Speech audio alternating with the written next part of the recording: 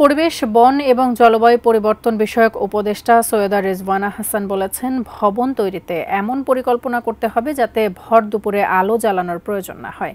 পুরানো ইট ব্যবহার না করতেও বলেন পরিবেশ উপদেষ্টা।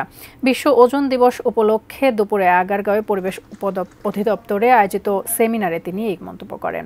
উপদেষ্টা বলেন, ওজোন স্তর এবং জলবায়ু পরিবর্তন দুটোই মানব সভ্যতাকে হুমকির মধ্যে ফেলে দিয়েছে। কারণ পরিণাম চিন্তা না করেই গড্ডালিকা প্রবাহে গা ভাসিয়ে দিয়ে একটা ধারাকেই উন্নয়ন মনে করে কাজগুলো করা হয়েছে। সৈয়দা রেজওয়ানা হাসান আরও বলেন, আগের প্রজন্মের ব্যর্থতার কারণে নতুন প্রজন্মকে কঠিন বাস্তবতার মুখোমুখি হতে হচ্ছে।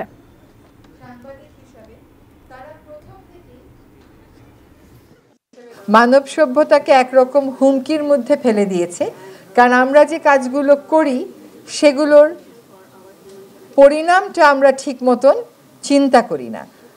আমরা গড্ডালিকা প্রবাহে গা ভাসিয়ে দিয়ে একটা ধারাকেই উন্নয়ন মনে করি, এটাকে নিয়ে কখনো প্রশ্ন করি না যে প্রকৃতি এর কতটুকু নিতে পারছে। আমরা আমাদের উন্নয়নের ন্যারেটিভটাকে না বদলাই আমাদের সন্তানেরা এই উপর্যুপরি প্রাকৃতিক দুর্যোগের মুখোমুখি পড়বে।